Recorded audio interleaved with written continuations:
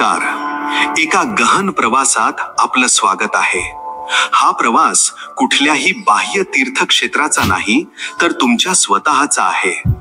हा श्रीमद भगवद्गीतेच्या त्या ज्ञान सागरात डुबकी मारण्याचा एक विनम्र प्रयत्न आहे, ज्याच्या खोलात केवळ उपदेशच नाही, तर स्वतःचं सत्य दडलेलं आहे. आपण इथे केवळ काही विचार जाणून घेण्यासाठी, ऐकण्यासाठी किंवा पुन्हा सांगण्यासाठी एकत्र आलेलो नाही, तर त्या शाश्वत सत्यांच्या अग्नीत आपल्या मनातील मळ, आपले भ्रम आणि आपली भीती भस्म करण्याचा संकल्प घेण्यासाठी जमलो आहोत. हा प्रवास केवळ श्रीकृष्णाचे भक्त होण्याचा नाही, तर ती कृष्ण चेतना, तो साक्षी भाव आपल्या आत जागृत करण्याचा आहे, जो आपल्या सर्वांमध्ये झोपलेला आहे. म्हणून कुठल्याही चॅनलला सबस्क्राईब करण्यापूर्वी आपल्या आतल्या सत्याला ऐकण्यासाठी आणि समजून घेण्यासाठी स्वतःला तयार करा. कारण सर्वात मोठी घंटा आपल्या आत वाजते, जेव्हा एखादं सत्य आपल्या हृदयाला स्पर्श करतं. चला तर मग, कोणताही बाह्य विलंब न करता मनाचा कोलाहल शांत करून त्या शांततेत प्रवेश करूया, जिथे सत्याचं संगीत ऐकू येतं.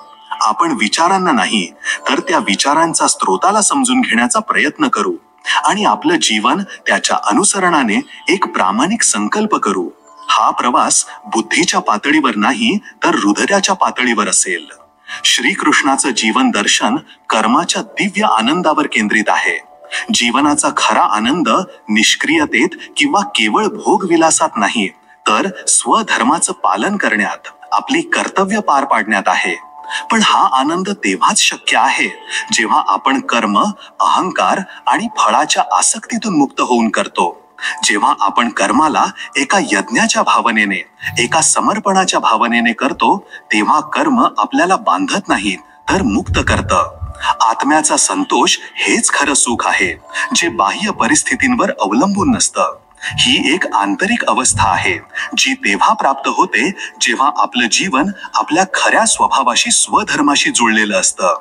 जेव्हा एक सैनिक शौर्याने लढतो, एक आई प्रेमाने आपल्या मुलाचे पालन करते, एक कलाकार आपल्या कलेत बुडून जातो, तेव्हा ते सर्व आपापल्या स्वधर्माचं पालन करत असतात. या प्रक्रियेत त्यांना जो खोल संतोष मिळतो, तोच खरा आनंद आहे. तेच जीवनाचं खरं सुख आहे. भीतीचं मानसशास्त्र समजून घेणं अत्यंत महत्वाचं आहे, कारण भीती हाच आपला सर्वात मोठा तुरुंग आहे. जेव्हा आपण आपल्या भीतीला सामोरे जातो, तेव्हाच आपल्याला जाणवतं की ती तितकी मोठी नव्हती जितकी आपण समजलो होतो. भीतीचं खरं वास्तव्य आपल्या विचारांमध्ये, आपल्या कल्पनेत असतं. आपण भविष्यातील एखाद्या अप्रिय घटनेची कल्पना करून वर्तमानातच घाबरू लागतो. हे असं आहे जसं एखाद्या दोरीला पाहून तिला साप समजून घेणं. जोपर्यंत आपण दुरून घाबरत राहू, तोपर्यंत ती दोरी सापच वाटत राहील. पण जेव्हा आपण हिम्मत करून जागरूकतेचा दिवा घेऊन तिच्या जवळ जातो, तेव्हा आपल्याला कळतं की ती तर केवळ एक दोरी होती. आत्मविश्वास आणि जागरूकता हेच ते दिवे आहेत, जे भीतीचा अंधार दूर करतात. आत्मविश्वास आपल्याला आपल्या क्षमतांवर विश्वास देतो आणि जागरूकता आपल्याला वास्तवाला जसं आहे तसं पाहण्याची शक्ती देते, कल्पनेचे रंग न मिसळता.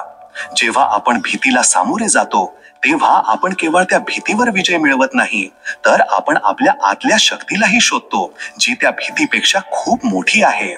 जीवनात बदलाचं चक्र सतत फिरत राहतं. प्रत्येक कठीण काळानंतर एक चांगला काळ येतोच. हे एक ध्रुव सत्य आहे, जे आपण निराशेच्या क्षणी लक्षात ठेवलं पाहिजे. निसर्गात प्रत्येक गोष्ट चक्राकार आहे. दिवसानंतर रात्र, उन्हाळ्यानंतर हिवाळा, पानगळीनंतर वसंत ऋतू. त्याचप्रमाणे आपल्या जीवनातही सुख आणि दुःख, यश आणि अपयशाचं चक्र फिरत राहतं. कोणतीही परिस्थिती कायमस्वरूपी नसते. कठीण काळ हा मुसळधार पावसासारखा असतो, जो आपल्याला अस्वस्थ करतो, आपल्या योजनांमध्ये अडथळा आणतो. पण हाच पाऊस कोरड्या जमिनीसाठी अमृतही असतो. तो जमिनीला स्वच्छ करतो, तिला नवी ऊर्जा देतो आणि पावसानंतरच आकाशात सुंदर इंद्रधनुष्य दिसतं, जे आशा आणि नवीन शक्यतांचं प्रतीक आहे. कठीण काळही आपल्या जीवनासाठी हेच काम करतो. तो आपला अहंकार धुवून काढतो, आपल्याला धैर्य आणि सहनशीलता शिकवतो. आपल्याला आपल्या खऱ्या मित्रांची ओळख करून देतो आणि आपल्याला जीवनातील गहन सत्यांप्रती अधिक संवेदनशील बनवतो. तो आपल्या जीवनाला एक नवी, अधिक परिपक्व दिशा देण्यासाठी येतो. गरज असते फक्त धैर्याने आणि विश्वासाने तो पाऊस थांबण्याची वाट पाहण्याची. सत्य आणि धर्माचा मार्ग हाच परमकल्याणाचा मार्ग आहे. जरी तो कितीही कठीण वाटला तरी. सत्याचा मार्ग कठीण असू शकतो, पण तोच नेहमी योग्य असतो. खोटं कितीही आकर्षक वाटलं तरी ते शेवटी आपलंच नुकसान करतं. महाभारताचं संपूर्ण युद्ध हेच एक सत्य स्थापित करण्यासाठी झालं होतं. पांडवांचा मार्ग सत्य आणि धर्माचा होता, जो कष्ट आणि अडचणींनी भरलेला होता. कौरवांचा मार्ग असत्य आणि अधर्माचा होता, जो तात्पुरता सत्ता आणि सुख देणारा वाटत होता. पण शेवटी विजय सत्याचाच झाला. खोटं हे एका शॉर्टकट सारखं आहे, जे आपल्याला ध्येयापर्यंत लवकर पोहोचवण्याचा भ्रम देतं, पण अनेकदा आपल्याला एखाद्या दरीत ढकलून देतं. एक खोटं बोलण्यासाठी आपल्याला 100 खोटी बोलावी लागतात आणि आपण स्वतःच विणलेल्या जाळ्यात अडकतो. आपलं मन नेहमी भयभीत आणि अशांत राहतं. या उलट जो माणूस सत्याने चालतो त्याला कदाचित अडचणींचा सामना करावा लागेल, पण त्याचं मन निर्भय आणि शांत राहतं. त्याला काहीही लपवण्याची गरज नसते. सत्य हेच त्याचं सर्वात मोठं कवच असतं. सरते शेवटी सत्याच आपल्याला खरं स्वातंत्र्य आणि कायमस्वरूपी शांती देतं. जो माणूस मोह आणि भीतीतून मुक्त होऊन आपली कर्म करतो तोच खऱ्या अर्थाने मुक्त होतो. हे गीतेच्या साराचं आणखी एक सुंदर प्रतिपादन आहे. मुक्तीचा अर्थ केवळ मृत्यूनंतर मोक्ष मिळवणं नाही, तर जिवंतपणीच जीवनाच्या बंधनातून स्वतंत्र होणं आहे, ज्याला जीवनमुक्ती म्हणतात. आपले 2 सर्वात मोठे बंधन आहेत, मोह आणि भीती. मोह आपल्याला भूतकाळाशी बांधून ठेवतो, त्या गोष्टींशी ज्या आपल्याला प्रिय आहेत. आपण त्यांना गमावण्यास घाबरतो. भीती आपल्याला भविष्याशी बांधून ठेवते, त्या गोष्टींशी ज्या आपल्याला नको आहेत. आपण त्या टाळण्याचा प्रयत्न करतो. या दोन्हींच्या मध्ये आपण वर्तमान क्षण गमावून बसतो. जो माणूस विवेक आणि ध्यानाने हे पाहतो की सर्व काही अनित्य आहे, परिवर्तनशील आहे, त्याचा मोह आपोआप कमी होतो. आणि जेव्हा मोह कमी होतो तेव्हा गमावण्याची भीतीही संपते. जेव्हा माणूस या मोह आणि भीतीतून मुक्त होऊन केवळ आपलं कर्तव्य पार पाडण्यासाठी कर्म करतो, कोणत्याही आसक्ती किंवा द्वेषाशिवाय, तेव्हा त्याचं कर्म त्याला बांधत नाही. तो कर्म करत असूनही अकर्ता असतो. त्याचा आत्मा स्वतंत्र, शांत आणि आनंदी राहतो. हीच खरी मुक्ती आहे, जी आपल्याला याच जीवनात, याच क्षणी उपलब्ध होऊ शकते. दुसऱ्यांना माफ करणं हा खरं तर स्वतःलाच मुक्त करण्याचा एक सुंदर मार्ग आहे. जेव्हा कोणी आपल्याला दुखावतं तेव्हा आपण आपल्या मनात त्या व्यक्तीबद्दल राग, द्वेष आणि सुडाच्या भावनेचे एक जड ओझं वाहू लागतो. हे ओझं आपल्याला दिवस रात्र थकवतं, आपली शांती हिरावून घेतं आणि आपलं हृदय कठोर बनवतं. आपण त्या व्यक्तीला शिक्षा देऊ इच्छितो, पण नकळतपणे आपण स्वतःलाच शिक्षा देत असतो. माफ करण्याचा अर्थ असा नाही की आपण त्याने केलेल्या चुकीच्या कामाला योग्य ठरवत आहोत. याचा अर्थ असाही नाही की आपण ते विसरून जावं. याचा सरळ अर्थ असा आहे की आपण ते ओझं खाली ठेवण्याचा निर्णय घेतो. आपण त्या व्यक्तीला त्याच्या नकारात्मकतेसह सोडून देतो आणि स्वतःला त्या भावनिक विषापासून मुक्त करतो. हा आपल्या स्वतःच्या भल्यासाठी घेतलेला एक जाणीवपूर्वक निर्णय आहे. जेव्हा आपण कोणाला माफ करतो तेव्हा आपल्या आतला कडवटपणा दूर होतो आणि तिथे करुणा आणि शांतीसाठी जागा तयार होते. ही आपल्या सर्वात मोठ्या शक्तींपैकी एक आहे, कारण ती आपल्याला भूतकाळाचा कैदी बनण्यापासून वाचवते आणि आपल्याला वर्तमानात पूर्णपणे जगण्याचं स्वातंत्र्य देते. आयुष्यातील प्रत्येक परिस्थिती एक शिक्षक आहे, जी आपल्याला कोणता ना कोणता नवीन धडा शिकवण्यासाठी येते. जेव्हा आपण हा दृष्टिकोन स्वीकारतो तेव्हा आपण अडचणींकडे एक ओझं म्हणून नाही, तर एक संधी म्हणून पाहू लागतो. जसा सोनार सोनं शुद्ध करण्यासाठी त्याला अग्नीत तापवतो, त्याचप्रमाणे जीवन आपल्याला संकटांच्या भट्टीत तापवून आपलं चारित्र्य मजबूत आणि शुद्ध बनवतं. संघर्ष आपल्या आतल्या झोपलेल्या शक्तींना जाग करतो. जेव्हा आपण आरामाच्या स्थितीत असतो तेव्हा आपण आपल्या पूर्ण क्षमतेचा वापर करत नाही, पण जेव्हा एखादं आव्हान समोर येतं तेव्हा आपल्याला आतून नवी ऊर्जा, नवी समज आणि नवं साहस शोधावं लागतं. हा संघर्ष आपल्याला अधिक विनम्र, अधिक सहनशील आणि अधिक बुद्धिमान बनवतो. आपण पार केलेलं प्रत्येक आव्हान आपला आत्मविश्वास वाढवतं. म्हणून जेव्हा अडचणींचा सामना करावा लागेल तेव्हा त्यापासून पळून जाऊ नका. तिला आपली परीक्षा समजा आणि पूर्ण धैर्याने तिला सामोरे जा. तुम्हाला आढळेल की या प्रक्रियेत तुम्ही पूर्वीपेक्षा अधिक मजबूत आणि चांगले माणूस म्हणून उदयास याल. यश हा एक सावकाश आणि संयमाने करायचा प्रवास आहे. ही कोणतीही झटपट घडणारी घटना नाही. जी व्यक्ती आपल्या स्वप्नांच्या मागे सातत्याने प्रयत्न करते तीच ती पूर्ण करू शकते. आपण अनेकदा यशस्वी लोकांचं अंतिम यश पाहतो, पण त्यामागील वर्षांचं अथक परिश्रम, असंख्य अपयश आणि संयम पाहत नाही. प्रत्येक महान यशामागे सातत्याचा सिद्धांत काम करतो. जसं पाण्याचा एक एक थेंब सतत एकाच जागी पडून दगडालाही छिद्र पाडतो, त्याचप्रमाणे आपले सातत्याने केलेले छोटे छोटे प्रयत्नही मोठ्यात मोठ्या अडथळ्याला पार करू शकतात. या प्रवासात धैर्य आणि आत्मविश्वास हे दोन सर्वात मोठे सोबती आहेत. जेव्हा परिणाम दिसत नसतात तेव्हा धैर्य आपल्याला सांभाळून ठेवतं, आणि जेव्हा आपण अपयशाने खचून जातो तेव्हा आत्मविश्वास आपल्याला उभं करतो. स्वप्न पाहणं हे बी पेरण्यासारखं आहे. सतत प्रयत्न करणं हे त्याला पाणी आणि खत घालण्यासारखं आहे. आणि धैर्याने वाट पाहणं म्हणजे त्याला वृक्ष बनण्यासाठी आणि फळं देण्यासाठी वेळ देण्यासारखं आहे. जो शेतकरी अधीर होऊन रोज रोपटं उपटून बघेल की मुळं किती वाढली, त्याचं रोपटं कधीच वाढणार नाही. म्हणून आपल्या स्वप्नांप्रती प्रामाणिक राहा, सतत प्रयत्न करत राहा आणि योग्य वेळी फळं लागण्याची धैर्याने वाट पहा. अहंकार हाच माणसाचा सर्वात मोठा शत्रू आहे, कारण तो आपल्याला सत्य पाहण्यापासून रोखतो. श्रीकृष्ण म्हणतात की जेव्हा व्यक्ती अहंकार सोडून आपली कर्तव्ये पार पाडते तेव्हाच तिला खऱ्या ज्ञानाचा आणि शांतीचा अनुभव येतो. अहंकार म्हणजे काय? ही मी आणि माझं ही भावना आहे. मी हे शरीर आहे, मी हे मन आहे, मी हे पद आहे, ही माझी संपत्ती आहे. हा सगळा अहंकाराचा खेळ आहे. तो आपल्याला इतरांपेक्षा वेगळं आणि श्रेष्ठ असल्याचा भ्रम देतो.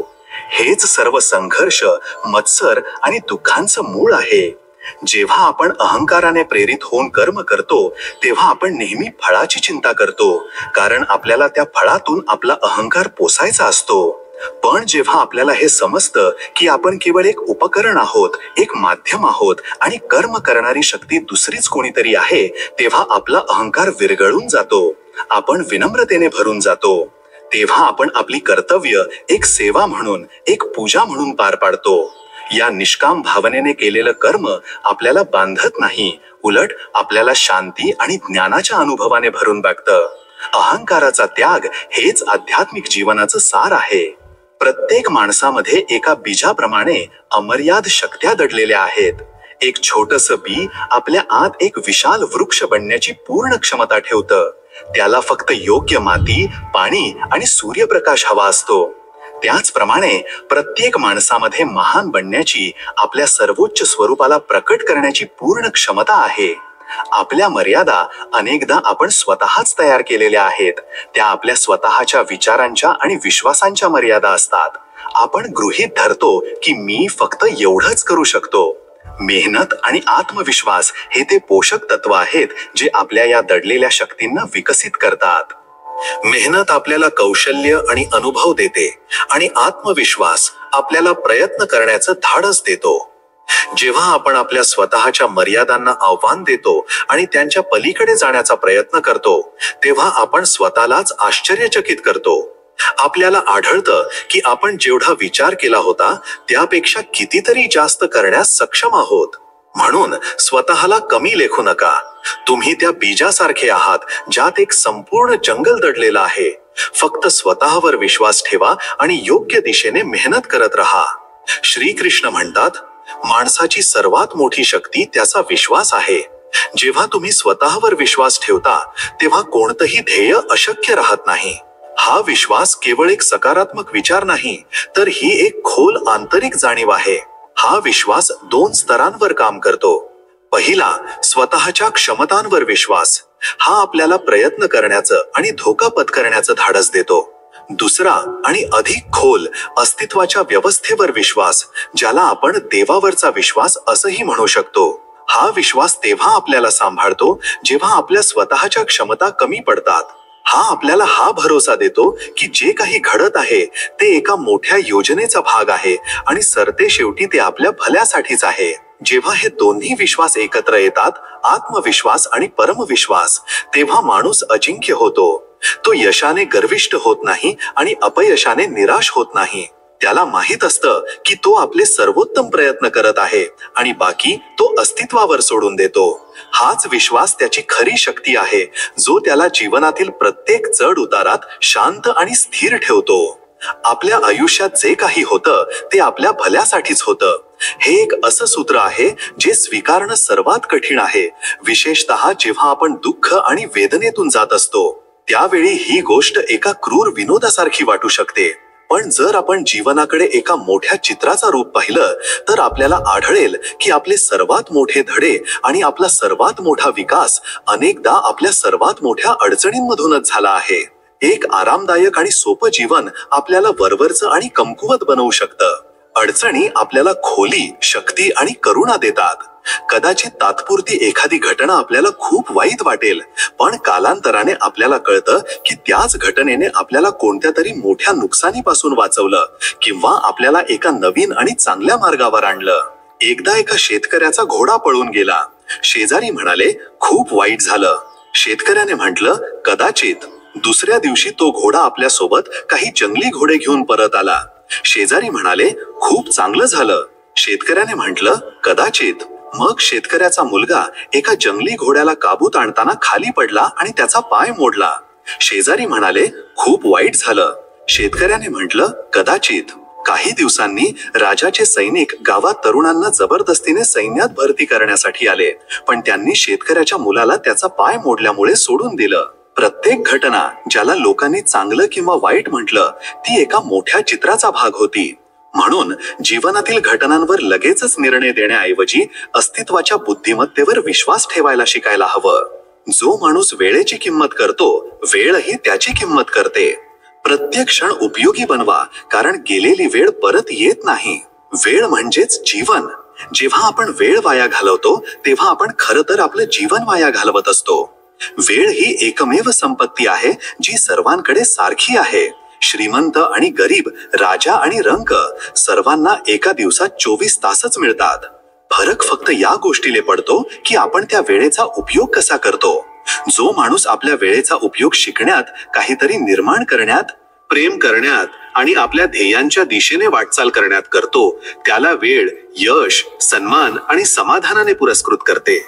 जो माणूस आपला वेळ आळसात, व्यर्थ गप्पांमध्ये किंवा नकारात्मक विचारांमध्ये घालवतो, त्याला वेळ पश्चाताप आणि अपयशाच्या रूपात मिळते. प्रत्येक क्षण एका कोल्या चेक सारखा आहे, ज्यावर तुम्ही काहीही भरू शकता. तुम्ही त्याला एका मौल्यवान अनुभवाने भरू शकता किंवा त्याला रिकामा सोडू शकता. निवड तुमची आहे. गेलेला क्षण परत आणता येत नाही, पण येणाऱ्या प्रत्येक क्षणाचा सर्वोत्तम उपयोग करणं आपल्या हातात आहे. आपल्या वेळेचा मालक होणं म्हणजेच आपल्या जीवनाचा मालक होणं. जसा सूर्य रोज सकाळी कोणताही स्वार्थ न ठेवता प्रकाश पसरवतो, तसंच आपणही आपली कर्म कोणत्याही स्वार्थाशिवाय केली पाहिजेत. हेच खरं जीवन आहे. हे निष्काम कर्माचं आणखी एक सुंदर उदाहरण आहे. सूर्य हे पाहत नाही की मी माझा प्रकाश कोणाला देत आहे, चांगल्याला की वाईटाला, संताला की पाप्याला. त्याचा स्वभाव प्रकाश देणं आहे आणि तो आपल्या स्वभावानुसार कर्म करतो, कोणत्याही फळाची अपेक्षा न ठेवता. जेव्हा आपलं कर्मही आपल्या आतल्या प्रेमातून, आपल्या करुणेतून, आपल्या सर्जनशीलतेतून इतकं सहजपणे वाहू लागतं की आपल्याला बदल्यात काही मिळवण्याचा विचारच येत नाही, तेव्हा आपण खऱ्या अर्थाने जीवन जगतो. तेव्हा आपलं जीवन एक ओझं नाही तर एक उत्सव बनतं. तेव्हा आपण सूर्यासारखे होतो, जो केवळ देऊनच पूर्ण होतो. आणखी एक गहन सूत्र आहे जे आपल्याला चिंता आणि घाईपासून मुक्त करू शकतं. जे तुझं आहे ते तुला मिळणारच, जे तुझं नाही ते येऊनही निघून जाईल. पहिल्या दृष्टिक्षेपात हे नशिबावर अवलंबून असल्यासारखं वाटू शकतं, जसं काही सगळं आधीच ठरलेलं आहे आणि आपले प्रयत्न व्यर्थ आहेत. पण याचा अर्थ तसा नाही. हे आपल्याला प्रयत्न आणि समर्पण यात एक सुंदर संतुलन साधायला शिकवतं. प्रयत्न करणं, आपलं सर्वोत्तम देणं हा आपला पुरुषार्थ आहे, आपला धर्म आहे. पण परिणामांवर आपलं पूर्ण नियंत्रण नसतं, कारण या विश्वात अगणित शक्ती काम करत आहेत. हे सूत्र आपल्याला शिकवतं की आपण आपले प्रयत्न पूर्ण निष्ठेने करावेत, पण परिणामांबद्दल आसक्त होऊ नये. ते अस्तित्वावर, देवावर सोडून द्यावं. जेव्हा आपण एखादी गोष्ट मिळवण्यासाठी खूप चिंता करतो, तिला घट्ट पकडण्याचा प्रयत्न करतो, तेव्हा आपण एक प्रकारचा ताण आणि प्रतिकार निर्माण करतो. आपली ऊर्जा मिळवण्याच्या क्रियेत नाही, तर चिंता आणि भीतीत खर्च होते. पण जेव्हा आपण आपलं कर्म करून शांत होतो, एका खोल विश्वासाने की जर हे माझ्यासाठी योग्य असेल तर ते मला मिळेल, तेव्हा आपण एका ग्रहणशील अवस्थेत येतो. आपण अस्तित्वाच्या प्रवाहाशी एकरूप होतो. जी गोष्ट संघर्षाने मिळत नाही, ती अनेकदा समर्पणाने मिळते. आणि जर एखादी गोष्ट किंवा एखादी व्यक्ती आपल्या आयुष्यातून निघून गेली, तर तिला धरून ठेवण्याचा प्रयत्न केल्याने दुःखच वाढेल. तिला जाऊ देणं, कदाचित तिचं आपल्या आयुष्यात एवढंच काम होतं हे स्वीकारणं आपल्याला मुक्त करतं. खरा आपलेपणा वस्तू किंवा व्यक्तींच्या मालकी हक्कात नाही, तर त्या आंतरिक शांतीत आहे, जी मिळण्याने आणि गमावल्याने दोन्हीनेही प्रभावित होत नाही. जे तुमचं आहे ती खरं तर तुमची स्वतःची शांती आहे, तुमचा स्वतःचा आनंद आहे, तुमचं स्वतःचं आत्मज्ञान आहे, आणि ते तुमच्याकडून कोणीही हिसकावून घेऊ शकत नाही. एकदा एका सम्राटाला एका अद्वितीय निलंबण्याची इच्छा झाली. त्याने आपले सैनिक, आपले गुप्तहेर चारी देशांना पाठवले. खजिने रिकामे केले, पण तो मणी काही मिळाला नाही. सम्राट चिंता आणि क्रोधाने जळू लागला. त्याच राज्यात नदी किनारी एक फकीर आपल्या झोपडीत राहत होता. तो दिवसभर शांत बसून राहायचा, नदीचा प्रवाह पाहायचा, पक्ष्यांची गाणी ऐकायचा. एके सकाळी जेव्हा तो नदीत स्नानासाठी गेला, तेव्हा एक चमकदार वस्तू त्याच्या पायाला लागली.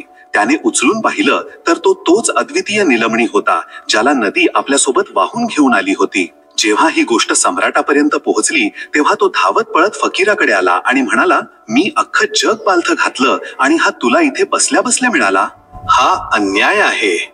फकीर हसला आणि म्हणाला, राजन, तू त्याला मिळवण्यासाठी संघर्ष केला. तू त्याला आपलं बनवण्याचा प्रयत्न केला. तुझे प्रयत्न अहंकार आणि लोभातून जन्माला आले होते. मी तर फक्त इथे होतो, शांत आणि रिकामा. मी त्याला मिळवण्याची कोणतीही धडपड केली नाही. मी फक्त अस्तित्वाप्रती खुला होतो. हा मणी माझ्याकडे आला कारण मी विशेष आहे म्हणून नाही, तर माझ्या आत त्याला मिळवण्याचा कोणताही ताण नव्हता. ब्रह्मांड शक्तीला नाही, तर संतुलनाला प्रतिसाद देतं.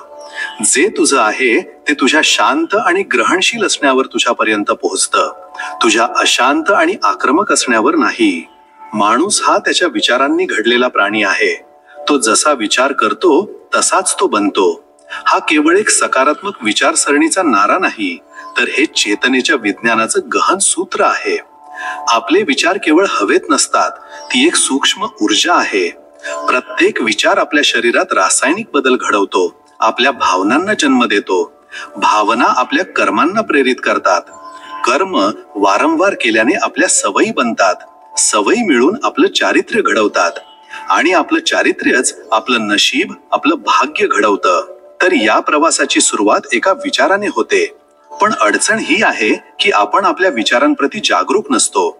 आपलं मन एका गर्दीच्या बाजारपेठेसारखं आहे, जिथे हजारो विचार कोणत्याही नियंत्रणाशिवाय ये-जा करत असतात. यापैकी बहुतेक विचार भूतकाळातील आठवणी किंवा भविष्यातील चिंतांशी जोडलेले असतात, आणि अनेकदा नकारात्मक असतात. आपण नकळतपणे या विचारांशी आपली ओळख जोडून घेतो आणि त्यानुसारच जगत राहतो. बुद्धांनी यावर उपाय दिला, जागरूकता किंवा माइंडफुलनेस. याचा अर्थ आहे आपल्या विचारांना कोणताही निर्णय न देता, त्यांच्यात न गुंता एका साक्षीदाराप्रमाणे पाहणं. जसे आकाशात ढग येतात आणि निघून जातात, आकाश त्यांच्याशी लढत नाही किंवा त्यांना पकडून ठेवत नाही, ते फक्त त्यांना पाहते. जेव्हा आपण आपल्या विचारांचे साक्षी बनतो, तेव्हा आपण त्यांच्यापासून एक अंतर निर्माण करतो. आपल्याला कळतं की मी हा विचार नाही, मी या विचारांना पाहणारा आहे. हे छोटंसं अंतरच स्वातंत्र्याची सुरुवात आहे. जेव्हा तुम्ही विचारांचे गुलाम राहत नाही, तेव्हा तुम्ही निवड करू शकता की कोणत्या विचारांना ऊर्जा द्यायची आणि कोणत्या विचारांना जाऊ द्यायचं. हळूहळू तुम्ही तुमच्या मनाचे मालक होऊ लागता. तेव्हा तुम्ही जाणीवपूर्वक प्रेम, करुणा आणि शांतीचे विचार निवडू शकता. आणि जेव्हा तुम्ही तसा विचार करता, तेव्हा तुम्ही तसेच बनता. रिकाम्या हाताने आलो होतो, रिकाम्या हातानेच जाणार. हे वचन जे कबीरांसारख्या संतांनी गायलं आहे, आपल्याला जीवनाच्या सारावर पुनर्विचार करण्यास भाग पाडतं. हे आपल्याला आपल्या भौतिकवादी धावपळीची निरर्थकता दाखवतं. आपण आपलं संपूर्ण आयुष्य गोष्टी गोळा करण्यात घालवतो. धन, संपत्ती, पद, प्रतिष्ठा. आपल्याला वाटतं की या गोष्टींमधून आपल्याला सुरक्षा आणि आनंद मिळेल. पण मृत्यूचा एक क्षण हे सिद्ध करतो की हे सर्व इथेच राहणार आहे. तर मग जीवनाचा काही अर्थ नाही का? हा सगळा एक व्यर्थ खेळ आहे का? नाही. संतांच्या म्हणण्याचा अर्थ आपल्याला निराश करणं नाही, तर आपल्याला योग्य दिशेने वळवणं आहे.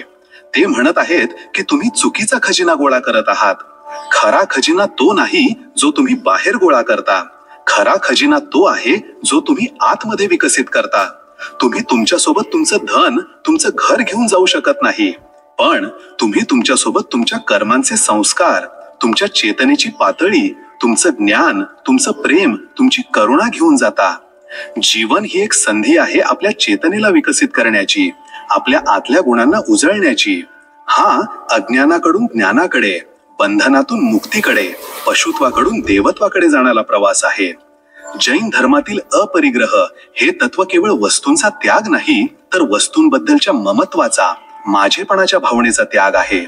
तुम्ही महालात राहूनही अपरिग्रही असू शकता, जर तुम्हाला हे माहीत असेल की हा महाल तुमचा नाही.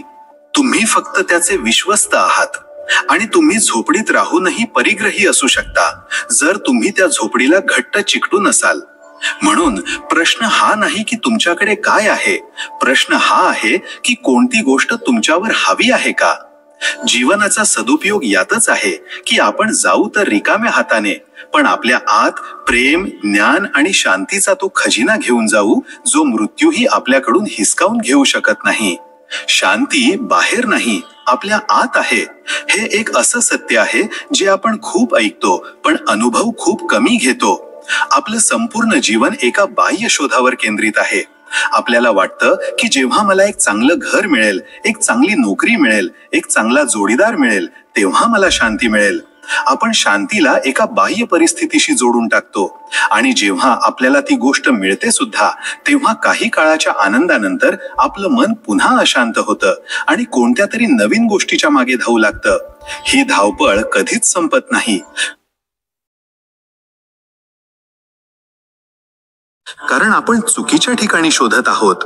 शांती ही कोणतीही वस्तू नाही जी मिळवता येईल. शांती हा आपला स्वभाव आहे. ती आपल्या आत आधीपासूनच आहे, अगदी तशीच जसं आकाश नेहमीच असतं. फक्त आपल्या मनाच्या विचारांच्या, इच्छांच्या आणि चिंतांच्या ढगांनी त्याला झाकून टाकलं आहे. ध्यान किंवा मेडिटेशन म्हणजे काय? ही ढग बाजूला करण्याची प्रक्रिया आहे. ही बाहेर काहीतरी शोधण्याची क्रिया नाही, ही आतमध्ये शांत होण्याची क्रिया आहे. जेव्हा तुम्ही शांत बसता, आपल्या श्वासाकडे पाहता, आपल्या विचारांकडे पाहता, तेव्हा हळूहळू मनाचा कोलाहल शांत होऊ लागतो. ढग दूर सारले जातात आणि तुम्हाला तुमच्या आतच असलेल्या त्या निळ्या आकाशाचा, त्या खोल शांतीचा अनुभव येतो, जी नेहमीच तिथे होती. ही शांती कोणत्याही बाह्य परिस्थितीवर अवलंबून नसते, ती तुमची स्वतःची आहे. एकदा का तुम्ही या आंतरिक स्रोताची चव चाखली की मग बाह्य जगातील उलथापालथीचा तुमच्यावर फारसा परिणाम होत नाही. तुम्ही जगात राहता, आपली सर्व कर्तव्य पार पाडता, पण तुमच्या आत एक शांतीचं केंद्र कायम राहतं. हेच खरं आध्यात्मिक जीवन आहे. बदल हा जीवनाचा एकमेव स्थिर नियम आहे. एकाच नदीच्या पाण्यात तुम्ही दुसऱ्यांदा पाय ठेवू शकत नाही, हे हेरॅक्लिटसचं प्रसिद्ध वचन आपल्याला याच सत्याची आठवण करून देतं. सर्व काही बदलत आहे. आपलं शरीर, आपलं मन, आपले संबंध, हे जग. हा सततचा प्रवाह न स्वीकारणं हेच दुःखाचं कारण आहे. आपल्याला वाटतं की चांगल्या गोष्टी नेहमी तशाच राहाव्यात आणि वाईट गोष्टी कधीच येऊ नयेत. आपण बदलाशी लढतो, त्याला थांबवण्याचा प्रयत्न करतो, आणि या संघर्षात आपण आपली ऊर्जा आणि शांती गमावून बसतो. लाओ त्सूचा ताओवाद आपल्याला वू वेई म्हणजे प्रवाहाबरोबर जगणं शिकवतो. याचा अर्थ आहे जीवनाच्या नदीशी न लढता तिच्यासोबत पोहणं. जेव्हा नदीचा प्रवाह वेगवान असेल तेव्हा त्याला सामोरं जाण्याऐवजी त्याच्यासोबत वाहून जाणं. जेव्हा वळण येईल तेव्हा त्याच्यासोबत वळणं. याचा अर्थ निष्क्रियता नाही, तर एक खोल समज आणि स्वीकृती आहे. जेव्हा आपण बदलाला जीवनाचा एक सहज नियम म्हणून स्वीकारतो, तेव्हा आपला बराचसा ताण संपतो. आपण भूतकाळाला धरून बसत नाही, कारण तो निघून गेला आहे. आपण भविष्याची फार चिंता करत नाही, कारण ते अनिश्चित आहे. आपण आपलं पूर्ण लक्ष आणि ऊर्जा वर्तमान क्षणावर केंद्रित करतो, जे एकमेव वास्तव आहे. जो माणूस या क्षणात जगायला शिकतो तो बदलाच्या भीतीतून मुक्त होतो. तो जीवनाच्या प्रत्येक रूपाचा, प्रत्येक रंगाचा आनंद घेतो. बालपण, तारुण्य, म्हातारपण, सुख, दुःख, यश, अपयश. त्याला माहीत असतं की हे सगळं एक सरकत जाणारं दृश्य आहे आणि तो या दृश्याचा साक्षी आहे. आपल्या जीवनाची गुणवत्ता आपल्या प्रश्नांच्या गुणवत्तेवर अवलंबून असते. आपण अनेकदा छोटे छोटे प्रश्न विचारत राहतो. मी अजून पैसे कसे कमवू? लोक माझ्याबद्दल काय विचार करतात? मला ही गोष्ट का मिळाली नाही? हे प्रश्न आपल्याला जगात आणखी गुंतवतात. पण ज्ञानी माणसं मोठे प्रश्न विचारतात. मी कोण आहे? या जीवनाचा उद्देश काय आहे? सत्य काय आहे? मृत्यूनंतर काय होतं? सॉक्रेटिस म्हणायचे की आत्मपरीक्षणाशिवाय जगलेलं जीवन व्यर्थ आहे. आत्मपरीक्षण याच मोठ्या प्रश्नांनी सुरू होतं. जेव्हा तुम्ही प्रामाणिकपणे स्वतःला विचारता, मी कोण आहे, तेव्हा तुम्हाला जाणवतं की तुमच्याकडे जी काही उत्तरं आहेत ती सर्व उसने घेतलेली आहेत. कोणी म्हणतं मी एक डॉक्टर आहे, कोणी म्हणतं मी एक भारतीय आहे, कोणी म्हणतं मी एक वडील आहे. हे सर्व केवळ लेबल आहेत, भूमिका आहेत, ज्या आपण पांघरलेले आहेत. हे तुम्ही नाही. तर या सर्व लेबल्सच्या मागे कोण आहे? हाच शोध म्हणजे अध्यात्म. रमण महर्षींनी याच एका प्रश्नाला मी कोण आहे आत्मज्ञानाचा सर्वात थेट मार्ग म्हटला आहे. जेव्हा तुम्ही या प्रश्नासोबत खोलवर उतरता तेव्हा तुमचं मन हळूहळू शांत होऊ लागतं, कारण त्याच्याकडे कोणतंही उत्तर नसतं. आणि जेव्हा मन पूर्णपणे शांत होतं, मौन होतं, तेव्हा तुम्हाला उत्तर मिळत नाही. तुम्ही स्वतःच उत्तर होऊन जाता. तुम्हाला तुमच्या खऱ्या स्वरूपाचा, त्या शाश्वत असीम चेतनेचा अनुभव येतो, जी या सर्व भूमिका आणि लेबल्सच्या पलीकडे आहे. म्हणून छोट्या प्रश्नांमध्ये आपलं आयुष्य वाया घालवू नका. मोठे प्रश्न विचारण्याचं धाडस करा. क्रोधाला प्रेमाने जिंका, वाईटाला चांगुलपणाने जिंका, लोभाला उदारतेने जिंका आणि खोटेपणाला सत्याने जिंका. हा बुद्धांचा अमर उपदेश आहे, जो आपल्याला नकारात्मकतेशी लढण्याचा योग्य मार्ग शिकवतो. आपला सहज मानवी स्वभाव जशास तसे वागण्याचा असतो. कोणी आपल्यावर रागवलं तर आपणही त्याच्यावर रागावतो. कोणी आपल्याशी वाईट वागलं तर आपणही त्याच्याशी वाईट वागण्याचा विचार करतो. पण बुद्ध म्हणतात की अंधाराने अंधार दूर करता येत नाही, आगीने आग विझवता येत नाही. जर तुम्ही क्रोधाच्या बदल्यात क्रोधच कराल तर तुम्ही केवळ आगीत तेल ओतण्याचं काम करत आहात. यामुळे क्रोधाचं चक्र आणखी वाढेल. याचा एकमेव उपाय आहे विरुद्ध गुणाचा वापर करणं. जेव्हा कोणी तुमच्यावर क्रोधाची आग फेकेल तेव्हा तुम्ही त्यावर प्रेम आणि करुणेचं थंड पाणी टाका. हे कठीण आहे, यासाठी खूप आत्मबळ लागतं, पण हाच एकमेव मार्ग आहे जो त्या नकारात्मक चक्राला तोडू शकतो. जेव्हा तुम्ही वाईटाचं उत्तर चांगुलपणाने देता तेव्हा तुम्ही केवळ त्या व्यक्तीला बदलण्याची एक संधी देत नाही, तर तुम्ही स्वतःलाही त्या वाईटाच्या पातळीवर जाण्यापासून वाचवता. हे तत्व आपल्याला शिकवतं की आपण इतरांच्या वागण्यावरून आपली प्रतिक्रिया नियंत्रित होऊ देऊ नये. समोरचा कसाही वागला तरी आपण आपल्या मूल्यांवर ठाम राहावं. ही कमजोरी नाही, ही सर्वात मोठी शक्ती आहे. मौनाची शक्ती अनेकदा कमी लेखली जाते.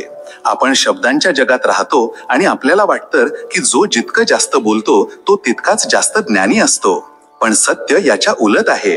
ज्याला खरंच माहित असतं तो अनेकदा शांत राहतो. जे जाणतात ते बोलत नाहीत, जे बोलतात ते जाणत नाहीत. हे लाओ त्सूचं वचन आहे. जोपर्यंत आपलं ज्ञान वरवरचं असतं तोपर्यंत आपल्याला ते दाखवण्याची खूप इच्छा असते. पण जेव्हा आपण खोलवर उतरतो तेव्हा आपल्याला आढळतं की परम सत्य शब्दात व्यक्त करता येत नाही. ते इतकं विशाल आहे की शब्द त्याला बांधू शकत नाहीत. तेव्हा आपण मौन होतो. हे मौन अज्ञानाचं मौन नसतं, हे ज्ञानाच्या परिपूर्णतेचं मौन असतं. याशिवाय बोलण्यात आपली बरीच ऊर्जा वाया जाते. आपण दिवसभर अनावश्यक गोष्टी बोलत राहतो. इतरांची टीका, गप्पा, स्वतःची बढाई, हे सर्व आपली मानसिक ऊर्जा विखुरवतं आणि आपल्याला अशांत करतं. जी व्यक्ती मौनाचा सराव करते ती आपली ऊर्जा वाचवते. तिचं मन अधिक शांत, अधिक केंद्रित आणि अधिक ग्रहणशील होतं. ती इतरांना अधिक चांगल्या प्रकारे ऐकू शकते आणि परिस्थिती अधिक स्पष्टपणे पाहू शकते. आणि जेव्हा ती बोलते तेव्हा तिच्या शब्दांमध्ये विचारांमध्ये एक वजन आणि एक शक्ती असते, कारण ते एका शांत आणि खोल स्रोतातून येतात. म्हणून बोलायला शिका, पण त्याहूनही जास्त शांत राहायला शिका. आपल्या दिवसातला काही वेळ मौनासाठी नक्की काढा. तुम्हाला आढळेल की हे तुमच्या आयुष्यात एक क्रांतिकारी बदल घडवू शकतं. तुम्ही जगाला बदलू शकत नाही, तुम्ही फक्त स्वतःला बदलू शकता. आणि जेव्हा तुम्ही स्वतःला बदलता तेव्हा तुमच्यासाठी जग बदलून जातं. हा आध्यात्मिक क्रांतीचा मूळ मंत्र आहे. आपण सर्वजण जगाच्या समस्यांबद्दल खूप चिंतित असतो. भ्रष्टाचार, हिंसा, गरिबी, आणि आपल्याला वाटतं की हे सर्व बदलावं. आपण इतरांना बदलण्याचा प्रयत्न करतो, सरकारांना बदलण्याचा प्रयत्न करतो. या प्रयत्नात आपण अनेकदा निराश आणि हताश होतो, कारण जग आपल्या इच्छेनुसार बदलत नाही.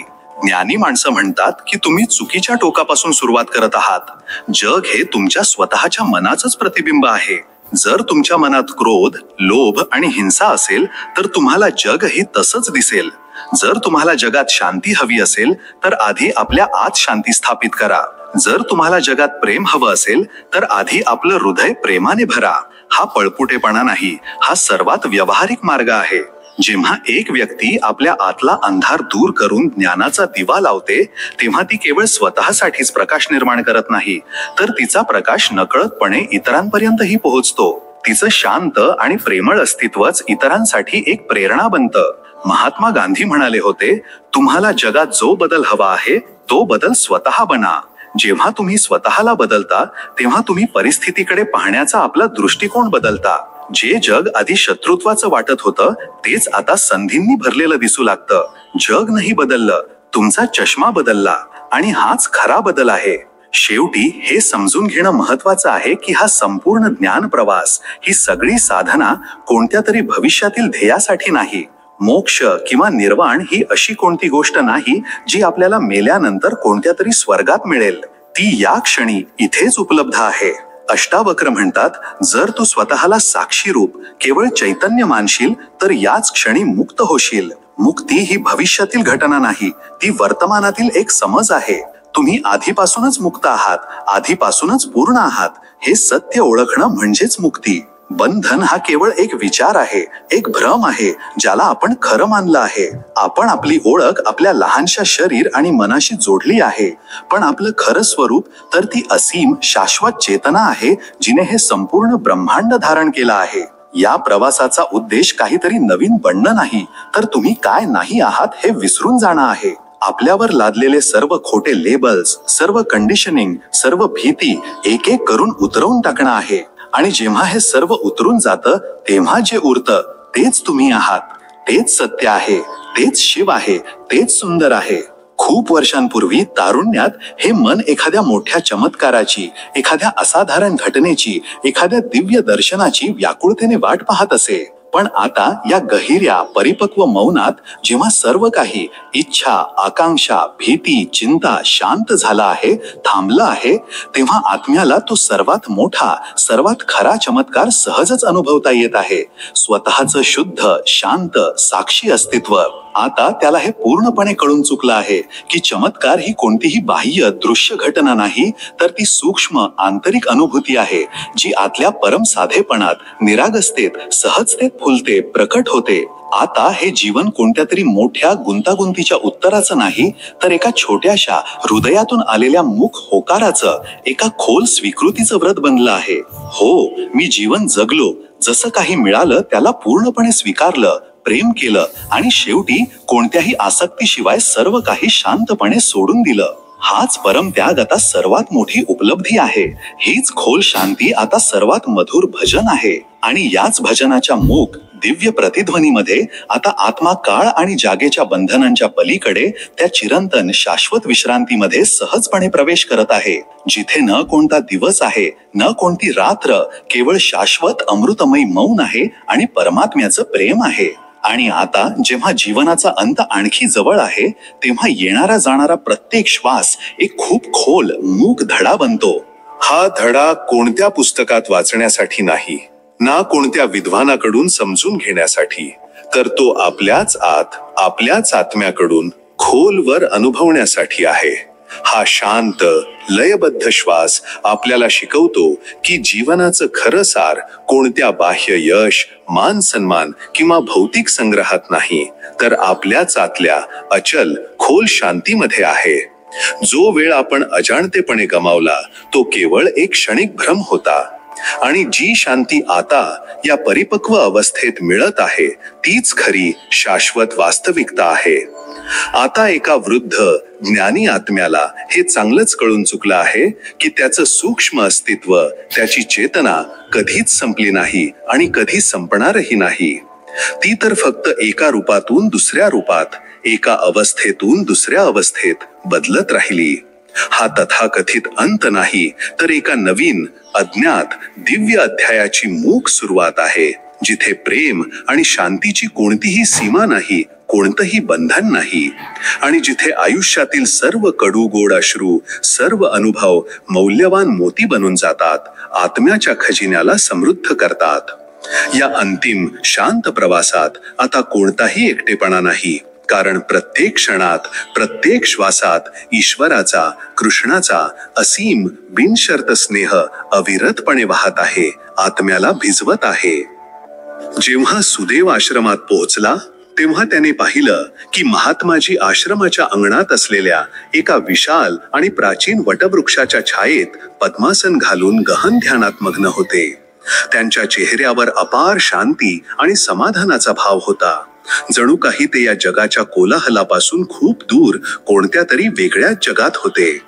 वातावरण अत्यंत शांत आणि पवित्र होतं. केवळ पक्ष्यांचा मधुर किलबिलाट आणि पानांची सळसळच ऐकू येत होती. सुदेव शांतपणे काही अंतरावर बसला आणि महात्माजी ध्यानातून बाहेर येण्याची वाट पाहू लागला. काही वेळाने महात्माजींनी हळवारपणे आपले डोळे उघडले. सुदेवला समोर बसलेलं पाहून त्यांच्या चेहऱ्यावर एक हलकसं स्मित हास्य आलं. ते अत्यंत प्रेमळ स्वरात म्हणाले, "या वत्स सुदेव, आज कसे येणे केले? तुझा चेहरा पाहून वाटतंय की तुझ्या मनात कोणती तरी विशेष जिज्ञासा आहे. नक्कीच कोणत्या तरी महत्वाच्या कारणानेच तुझं आमच्या आश्रमात आगमन झालं आहे." सुदेवने महात्मांच्या चरणांना प्रणाम केला आणि हात जोडून विनम्रपणे म्हणाला, "हे देवर्षी महाराज, तुम्हाला माझा कोटी कोटी प्रणाम. आज मी तुमच्याकडे कोणतंही सांसारिक काम घेऊन आलो नाही, ना मला कोणती वैयक्तिक समस्या आहे, पण माझ्या मनात एक खोल शंका निर्माण झाली आहे. एक असा प्रश्न उभा राहिला आहे ज्याने मला अत्यंत अस्वस्थ करून सोडला आहे. मी तुमच्याकडे माझ्या त्याच शंकेचं समाधान मिळवण्याच्या आशेने आलो आहे. कृपया आपण मला मार्गदर्शन करा आणि माझी ही जिज्ञासा शांत करा."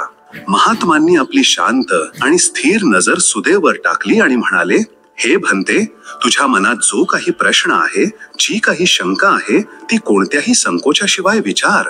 मनातील गोंधळ आत ठेवणं योग्य नाही. मी माझ्या अल्पबुद्धी आणि ज्ञानानुसार तुझ्या शंकेचं समाधान करण्याचा नक्कीच पूर्ण प्रयत्न करीन. सांग, काय जाणून घ्यायचं आहे तुला?" सुदेवने दीर्घ श्वास घेतला आणि म्हणाला, "हे महात्मा, आज मी तुमच्याकडे हे जाणून घेण्याच्या इच्छेने आलो आहे की ते भाग्यवान लोक जे आपल्या आई वडिलांची तन मन धनाने सेवा करतात, त्यांचा आदर सन्मान करतात, त्यांना या पुण्यकर्माचं काय फळ मिळतं, आणि या उलट जे लोक आपल्या जन्मदात्यांचा अनादर करतात, त्यांच्या भावनांना दुखावतात, त्यांच्याशी गैरवर्तन करतात, त्यांना या घोर पापासाठी कोणत्या प्रकारचा दंड भोगावा लागतो. कृपया या विषयावर प्रकाश टाकून माझं अज्ञान दूर करा." सुदेवचा प्रश्न ऐकून महात्मांच्या चेहऱ्यावर गांभीर्य आलं. ते काही क्षण शांत राहिले, मग म्हणाले, "भंते, आज तू अत्यंत गहन आणि महत्वाचा प्रश्न विचारला आहेस. ही केवळ तुझी वैयक्तिक जिज्ञासा नाही, तर या प्रश्नाच्या उत्तरात संपूर्ण मानव जातीचं कल्याण दडलेलं आहे. आई वडिलांचं स्थान आणि त्यांच्या सेवेचं महत्व समजून घेणं प्रत्येक मनुष्यासाठी अत्यंत आवश्यक आहे. मी तुला आधी आई वडिलांच्या सेवेच्या महत्वाविषयी सविस्तरपणे सांगतो. ते तू पूर्ण लक्ष देऊन ऐक. त्यानंतर मी तुला याच संदर्भात एक प्राचीन कथा सांगेन, जी ऐकून तुझ्या उरलेल्या शंकाही आपोआप दूर होतील आणि तुला तुझ्या प्रश्नाचं संपूर्ण उत्तर मिळेल."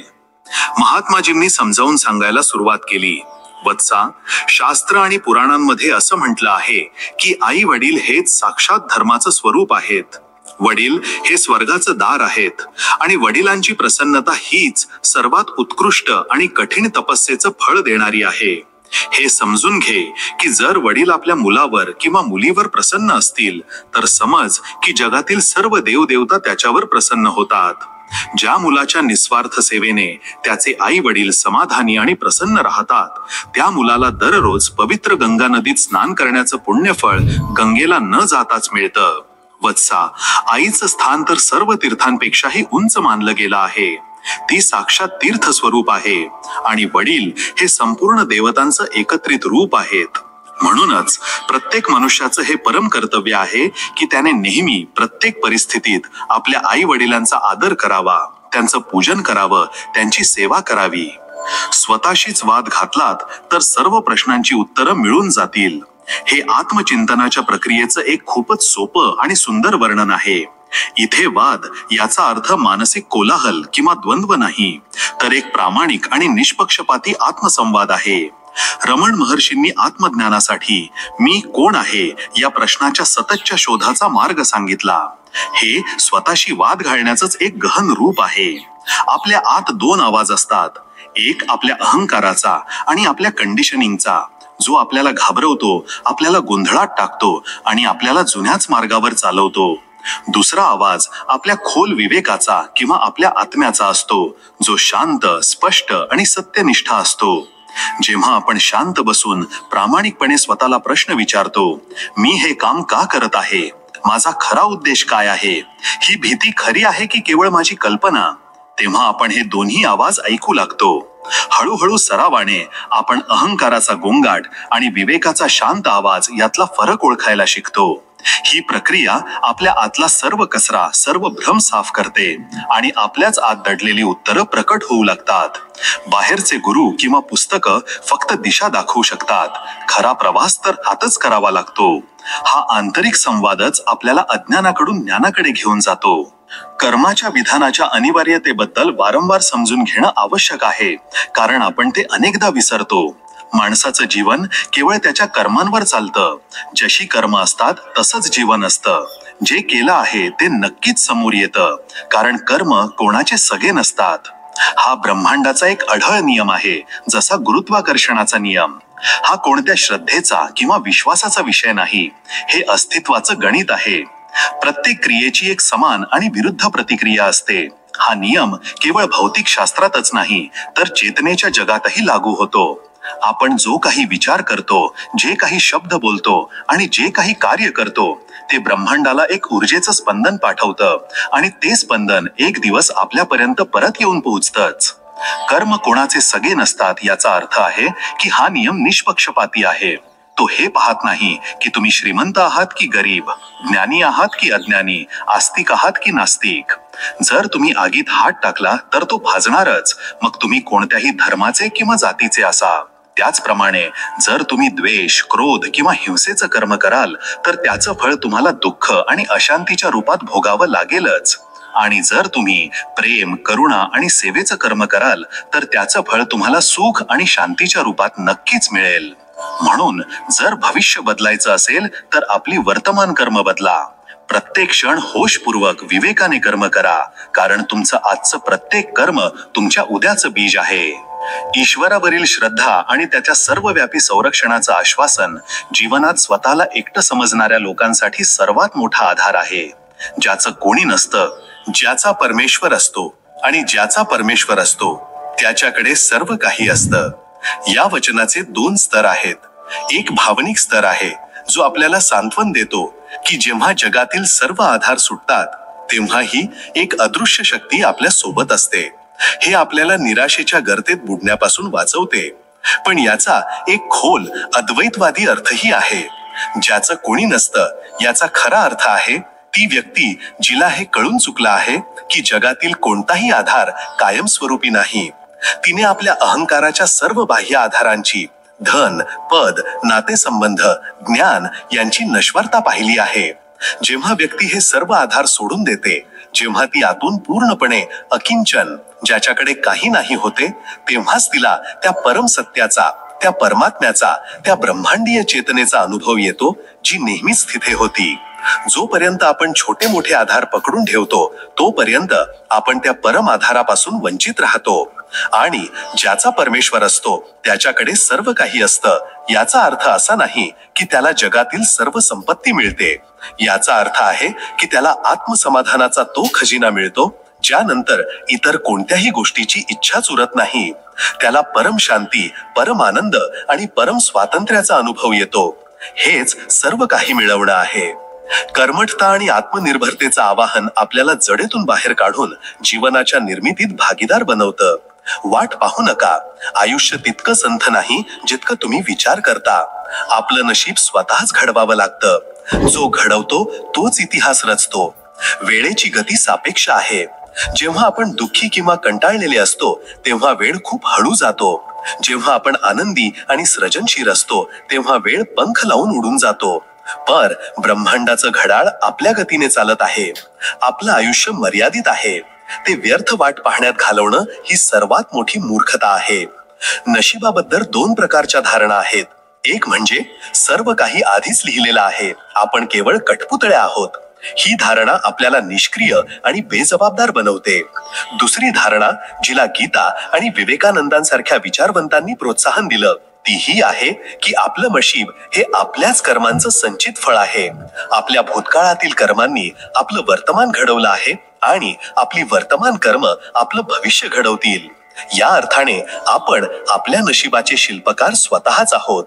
आपल्याकडे प्रत्येक क्षणी आपली प्रतिक्रिया निवडण्याचं, आपलं कर्म निवडण्याचं स्वातंत्र्य आहे आणि अशा प्रकारे आपण आपल्या भविष्याची दिशा ठरवू शकतो. इतिहास रचणं ही कोणतीही मोठी किंवा भव्य घटना नाही.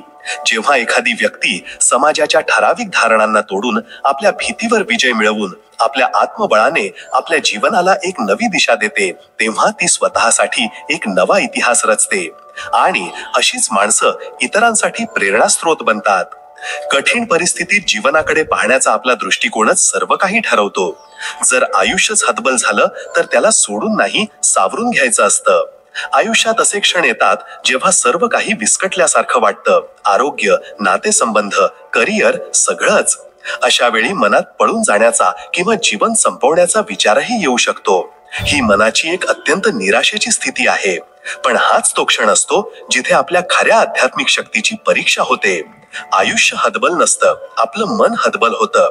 ते परिस्थिती समोर हार मानतं. सावरून घेणं म्हणजे त्या हरलेल्या मनस्थितीला सावरणं. याचा अर्थ आहे त्या गहन अंधारातही आशेचा एक छोटासा किरण शोधून काढणं. याचा अर्थ आहे मी ही परिस्थिती बदलू शकत नाही, पण मी याबद्दलची माझी प्रतिक्रिया बदलू शकतो हे स्वीकारणं.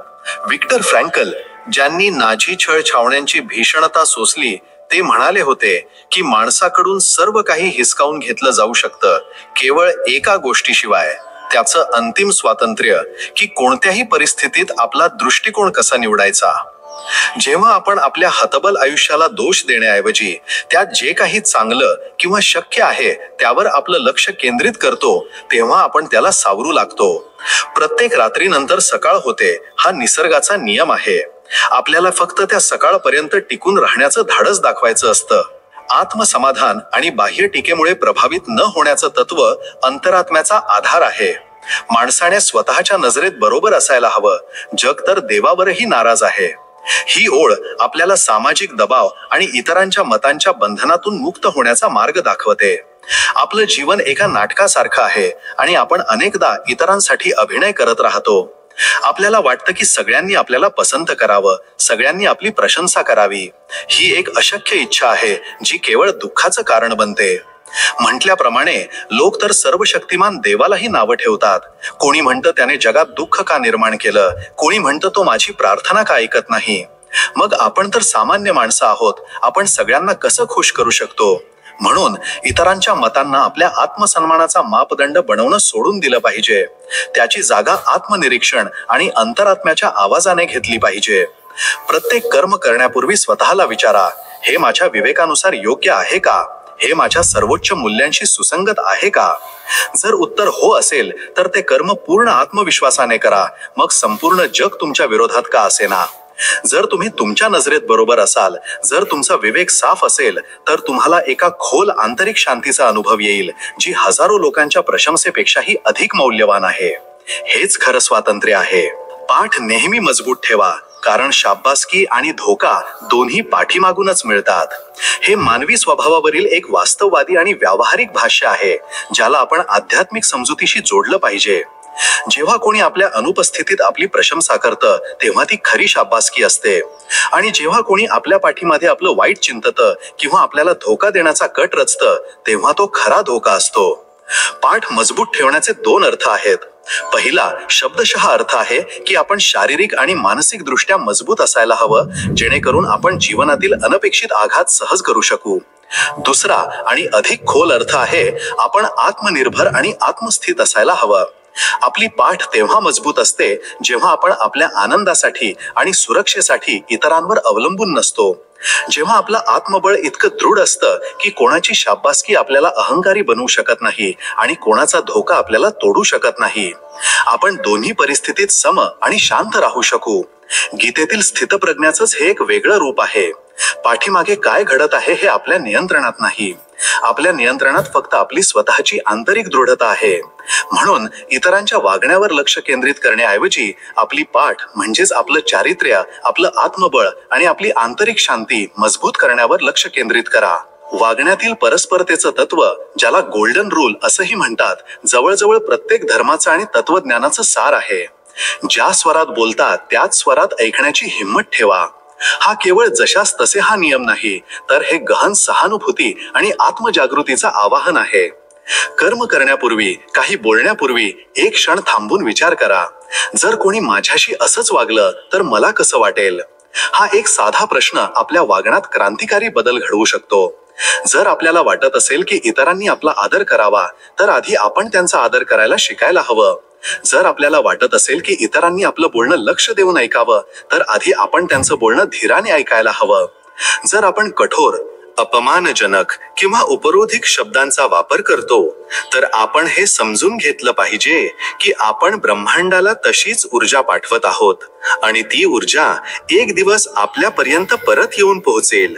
लोक आपल्याशी तसंच वागतात जसं आपण त्यांच्याशी वागतो, कारण आपलं वागणं त्यांच्या आत एक प्रतिक्रिया जन्माला घालतं. म्हणून जर तुम्हाला तुमच्या आजूबाजूच्या लोकांचं वागणं बदलायचं असेल, तर सर्वात आधी आपलं वागणं बदला. तुम्ही विनम्रता आणि प्रेमाचं बी पेरा, तुम्हाला सन्मान आणि स्नेहाचं पीक मिळेल. कधी कधी आपण एखाद्यासाठी तितके खास नसतो जितकं आपण समजत असतो. ही आपल्या अपेक्षा आणि वास्तव यांच्यातील फरक स्वीकारण्याची एक वेदनादायक पण आवश्यक शिकवण आहे. आपलं मन कथा रचण्यात पटाईत आहे. आपण एखाद्या व्यक्तीसोबतच्या आपल्या नात्याबद्दल आपल्या मनात एक सुंदर कथा तयार करतो, ज्यात आपण तिच्यासाठी खूप महत्वाचे असतो. आपण आपल्या भावना आणि आपल्या कल्पना त्या व्यक्तीवर लादतो, पण त्या व्यक्तीची स्वतःची एक वेगळी कथा सुरू असते. तिची स्वतःची वेगळी प्राधान्य आणि वेगळ्या भावना असतात. जेव्हा आपल्याला कळतं की तिच्या कथेत आपलं पात्र तितकं मोठं नाही जितकं आपण आपल्या कथेत समजलो होतो, तेव्हा आपल्याला खूप दुःख होतं. हे दुःख त्या व्यक्तीच्या वागण्यामुळे तितकं होत नाही जितकं आपल्या स्वतःच्या तुटलेल्या अपेक्षांमुळे होतं. बुद्धांनी म्हटलं होतं, अपेक्षा हेच दुःखाचं मूळ आहे. आपण कदाचित कोणासाठी तितके खास नाही आहोत हे सत्य स्वीकारणं आपल्याला मुक्त करतं. ते आपल्याला अवास्तव अपेक्षांच्या ओझ्यातून मुक्त करतं. ते आपल्याला आपला आत्मसन्मान इतरांच्या मतांशी जोडण्याच्या मूर्खपणापासून वाचवतं. आपलं मूल्य यावर अवलंबून नाही की कोणी आपल्याला किती खास समजतं. आपलं मूल्य अंतर्भूत आहे, सहज आहे. जेव्हा आपण ही गोष्ट समजून घेतो, तेव्हा आपण नात्यांकडे अधिक वास्तववादी आणि निरोगी दृष्टिकोनातून पाहू शकतो. आपण प्रेम करतो, आपण देतो, पण बदल्यात खास समजलं जाण्याची अपेक्षा करत नाही.